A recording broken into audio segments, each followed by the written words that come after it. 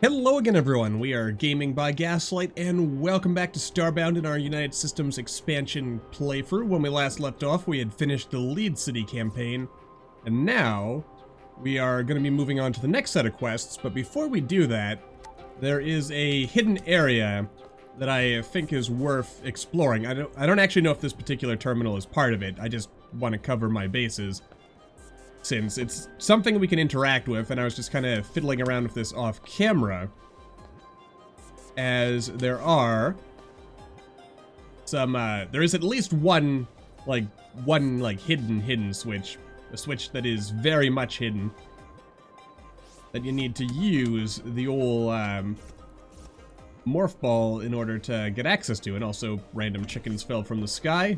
That's not bad. We can cook them, we can eat them.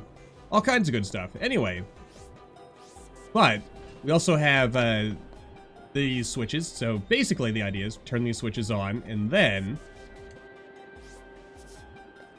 Oh my, that gets us a lot of momentum. This is like the fracking universe like upgraded stuff. So it's pretty cool. We can move pretty fast.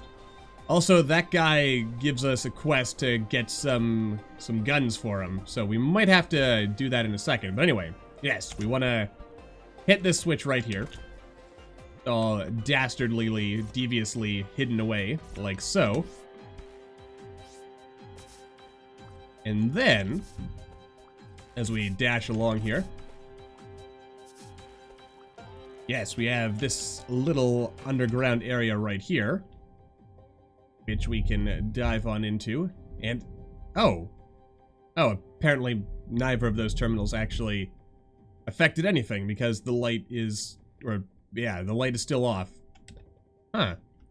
Curious about that one then. So what is it that I actually did to unlock that terminal, or that door? Because I don't actually recall there being other buttons to press around here. Anyway, I guess while we're trying to figure that one out, let's head on up here. Maybe it was up here, and I just missed it. Or maybe our crew member, our loyal crew member, got up to something or other while we were, off camera. Or when I was, like, going through all this last time. There's no switches up here. Huh. I'm curious about that one. Because I know I somehow opened it. How did I open it? Most curious indeed. Anyway, yes, let's get our next set of quests going here. Rebel Intelligence, Captain. I've heard stories about you in the reports. My name is Burns, Captain of this mighty airship. Let's get to the chase. Our scientists are missing vital information and require 5 Rebel intel. You can sometimes find them inside Rebel archives. Oh, okay. So we gotta get some intel now. Alright. And in order to do that, we have to go to these apparent Rebel archives. Alright, well, we can do that. Let's head back to our ship and go exploring. Alright, but, I mean, since I did get the Codex from the underground area down there, let's just have a read of it now. Even though I've utterly failed to show how to actually get into it. I'm a new man now. No longer am I a freakish blue-haired abomination I once was. No longer will I dwell alone within these caves. I am now free to roam the sunlight, free to live my life the way I want to without discrimination. I will no longer remain alone within the darkness of this void. I will reach out to the stars, forever higher I will. And when that day comes, peace. Peace will be found. Okay. So... That's a thing. Oh, here's some Rebel Intelligence. How many did he say we needed? 5? So I guess we just need to find one more. And we'll be all set. Also, I guess I can put this in here. So, let's go looking for Rebel archives that we can go investigate. There don't happen to be any around here, do there? There, unfortunately, does not appear to be. So I'm going to go look for those, and I will see you in a second. Alright, well, this is rather convenient. We can actually just buy the Rebel Intelligence. So, That's good. This is the same GBI group, I believe, that we were looking at before. Alright. Let's see here. Rebel intelligence. Rebel intelligence. There it is. Just want to make sure that we actually... Yeah, turn in 5 rebel intelligence. We, in fact, have 5 rebel intelligence. Actually, you know what? I'm going to sell some stuff to these guys while we're at it, just to free up some space. Also, this music brings back some really, really fond FTL memories. Yeah, I mean, I'm totally gonna... Hi, friend. Yeah, you have no chance against me whatsoever. We are pretty much... I mean... If we can kill them in one hit, then we're good. If we can't kill them in one hit, then, you know, there is the possibility of some trouble here. Ooh, a mech guide. Passive radar. Oh, 1 second. Now, what were you saying? Let's see. Passive radar is a type of fire-and-forget weaponry able to track targets without requiring a direct lock-on to a target. This makes passive radar incredibly easy to use and allow wielders of this technology to engage targets with a much larger time window than the amount of time a lock-on missile requires. Passive radar, however, tend to attempt to track multiple targets simultaneously, which ends up causing the same effect an ECM jammer would on standard lock-on missiles. Passive radar were commonly used on many human fighter vehicles, but was quickly phased out the extremely long-distance nature of space combat and the extreme lack of ship carriers able to rearm and refuel during battle. Passive radar is now mainly utilized by Regin and Isigian atmospheric fighters for situational combat within a planet's atmosphere. Passive radar is also a general favorite for powerful criminal organizations. Disclaimer, this book is intended for educational purposes only. War Robot Industries is not responsible for the misuse of military technology. Of course not. I mean, that would be silly. I mean, who would possibly consider holding you accountable for giving people information on stuff? Anyway, seriously though, I'll see you in a sec. Alright, and we're back, and we've got our intelligence, good work, our scientists are deciphering the intel, and our engineers are working on new technology for the war effort. Rebel intel you gave us allowed us to finish this teleporter off. It'll take you to Warship Alpha Romeo, one of our smaller battleships piloted by a man named Lichtov. He's looking for employees. Take the teleporter to the left or the one next to Sarge to head off to Warship Alpha Romeo and speak to the man. He's our information broker and top pilot, and he has a job you might like. I like the sound of that. Let's go. Alrighty then, here we go. A little bit of happy music. City, base, enemy, what do we got here? A vandalized map. Pretty good. Oh, and you must be our new friend, Lichtov. Hey, name's Lichtov Clark, top pilot of Klendafu 4-2, best in transportation. On to the mission. Rebel activity has recently spiked in Mars Green Zone 14. Most importantly, an infamous commander by the name of Mikhail was spotted in that area. Talk to me when you're ready to liberate the base. Also, my accent keeps slipping too. Classy, really. Yes, let's liberate. Alright. Let's see. This is Lichtov. This is the closest I can drop you off. Welcome to one of Mars's green zones. One of the more habitable areas to live in. Right now, you're 700 clicks, and also I didn't read fast enough. Good job, Gaslight. Alright, Azzy, let's get going. Oh god. Task is as said. Find and kill Officer Mikhail. You needn't know what he does. I don't know about that. I think I should know what he does. I am hearing the sounds of people dying as we wander through these... you know, cold, dark fields here in the dead of night. Oh. Also, it may not have been a good idea to turn all the lights on, but at least we can see, and that's probably pretty important, so We do have that as we go around murderizing everyone. You know, this gun actually, it's not the most powerful weapon we have, but it does get the job done. Though not as fast as if we were to, yeah, I mean, also Azzy's got the right idea there. Ooh, underground area of some kind. Oh dear, bunch of dead people. They're killing the villagers! That's just asking to be villainized. Yeah. I mean, killing innocent civilians? I think not. Excuse me. Well done, Azzy. Alright, looks like we've, whoop, more or less got them. Also, I'm under the impression this is probably gonna be one of those like one-off type missions.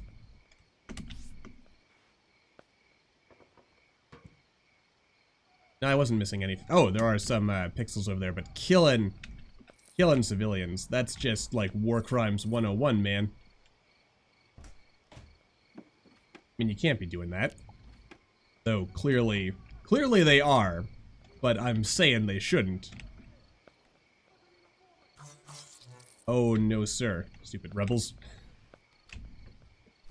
Anyway, let's, Azzy? Oh dear. You know, for all your firepower, you still don't have a prayer of beating me. I mean, I guess I'm not doing much better. I'm kind of like destroying... Well, then again, I guess if everyone's dead anyway, then they don't care about their family heirlooms anymore. But still, not very nice on my part. Not very nice at all. Excuse me, sir. Lag on my end. I probably should at some point consider upgrading my CPU, GPU, what have you. Oh, there we go. That was convenient. Alright. I actually kind of like the use of invisible walls here in order to... Like, yeah, we could just jump over everything. But in order to encourage us, stick to the script, as it were. Oh dear.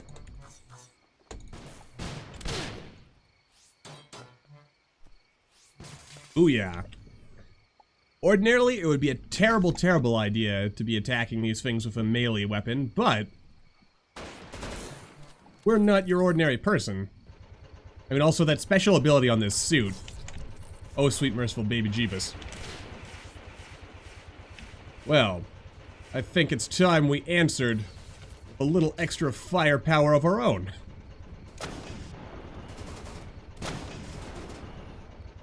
You know, there's just something about the feeling of knowing that the sword you're using is capable of dealing more raw damage than the guns you're using. Beautiful. But, you know, the mech is armor piercing, so I guess there's that. Who cares if we set ourselves on fire just a little bit? I mean, it's our own fire. Is there any loot in these crates? The answer is no. They are not crates of the loot-bearing variety, sadly. Oh. Oh ho! Ah, you silly rebels. When will you learn? The answer is probably never, actually, but we can dream. Also, I saw that helicopter around here somewhere.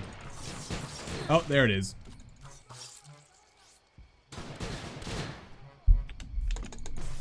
There we go. What a universe we live in where it's actually more efficient to kill things with a sword than a gun. What a world. Oh, sweet. Yes. Don't be afraid. Wonder if that was hand-placed there as like a yellow flashlight. Or, you know, if it's just some random loot. Either way, I like it. I like a lot of things, but especially that. As, you know, fear is kind of an obvious emotion one would experience. Oh, hello. Hey, hey! How? No, I couldn't save him. Ah.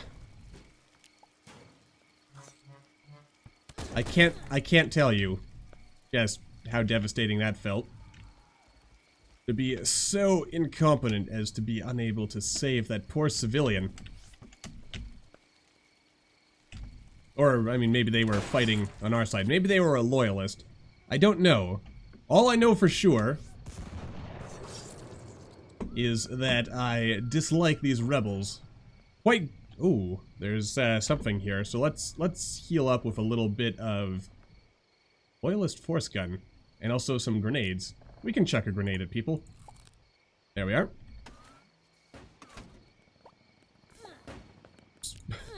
Ow. There we go. Gotta hold those grenades down.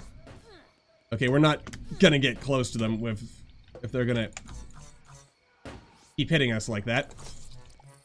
Or we are. Maybe not. Starting to think maybe I, Now you need to clear out their base before the rest warn their fleet about you. Remember that you're also a high-risk target to the rebellion, and they'll take any chance they can to kill you. Like what you did to Michael. Quite right. Also, I am starting to think that the sword I'm using has been overpowered. Perhaps a little bit too much. My motivation... Let's drop a mech arachnid on them. Beautiful. Oh, and there it goes. Oh, this thing is actually capable of fighting back. So, my mech arachnid's just not coming back, is it? I have lost it forever. Let's see, what appears to be a war machine is actually used to recover and repair other vehicles. Its use is questionable. Interesting. There we go. Oh, what do we got here? Looks like a regular warehouse to me. Probably nothing too much here. Well, you know, except for the boss door and that giant freaking tank. That's a tank! Like they're developing these vehicles in the weirdest of places. You'll have to destroy it before the base can be liberated. I'm pretty lucky that apparently I can just duck here and be immune to most of its fire. Well, sort of. Beautiful. What do we got here? Some sort of prototype vehicle. It better stay that way.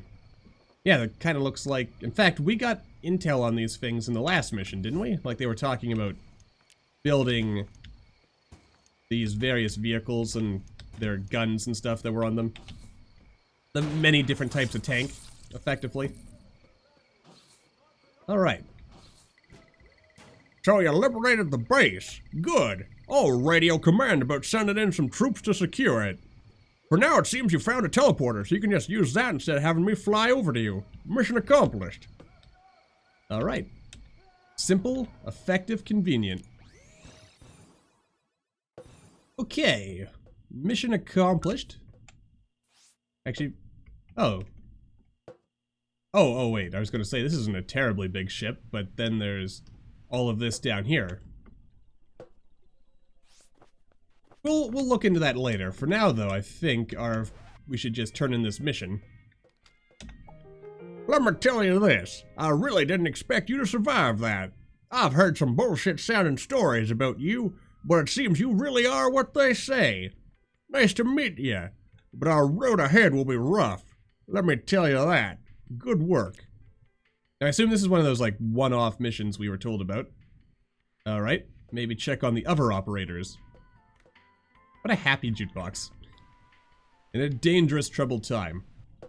I actually might stop using this sword in the missions just because I'm concerned that it's a little too OP, as it were. Anyway, let's read some codexes. Let's see, excerpt from Chapter 4, Benefits. During Mars' original terraforming, the entire planet used to be a lush forest, terraformed by an unidentified stone-like machine embedded within an asteroid that hit the Leeds colony. The machine had a single button in which, when one of the scientists had pressed, began to slowly but noticeably cause the environment to undergo a rapid state of greenification. Red sand of Mars transformed into dirt, along with Earth-like plant life instantly growing on said dirt. Soon enough, the entire planet became habitable for human life in Earth-like, albeit reduced gravity. It was at this point humanity's research into making Mars habitable was already done by some ancient machine from space. Cities rose and industries came to be. After a short period of time, it was almost normal to have been born on Mars due to its vast unlocked wealth of terraformed lands and material. The effects on certain civilians, however, were greatly noticeable, as twice as much exercise was required to stay in healthy physical condition due to Mars's reduced gravity. Humans introduced to Mars also had difficulties breathing for the first 4 months due to the thinner atmosphere. Humans born on Mars introduced to Earth have been noted to be able to run much farther as their lungs are used to the thinner atmosphere, with Earth's thicker atmosphere increasing their efficiency. Despite the terraforming, most civilian humans still preferred the comfort of Earth, or simply couldn't afford space travel. Chapter 22, Green Zone. Now, Mars is in a state of isn't in a state extremely similar to that before the terraformation. The dirt becomes the sand, and trees die out due to the heavy toll of the Loyalist militant war, which has raged on for 7 years straight, polluting the atmosphere with the smoke of gun barrels as oil reeks across the fields. It may be impossible to save Mars, unless we get another terraformer. Not all of Mars is reverted. In some of the higher areas, what used to be the snowy alpines of Mars' ridiculously high mountains are now the ones of what used to be the forests of the lower levels. There, Earth animals and other wildlife exist in harmony, except for the Loyalists and militants stationed there, which makes it impossible for civilians to access, making any chance of remembering these forests impossible. That's depressing. And Mikhail's information, what did he have for us? Let's see here. Mikhail, Rebellion Officer. Load from Rebel Active Radio. Mikhail, a highly efficient but brutal commander that has had the highest civilian casualty rate and is hated by the rest of the army. Not much is known about him other than his brutality. He's responsible for the deaths of 1,700 civilians, with his reason being ethnic cleansing. Oh, he's one of those types, or was, rather, before we assassinated him. Rebel Command is pending approval court-martialing Mikhail, as his actions have helped sway the public opinion onto the Loyalist side. His men are extremely loyal, and while Mikhail does take direct orders from higher commands, he has little to no regard for any life and will achieve his goals regardless of the cost. Update, base loss GZ14, or GZ, rather. Mikhail's high toll on civilian life, especially on humans, has gone far enough.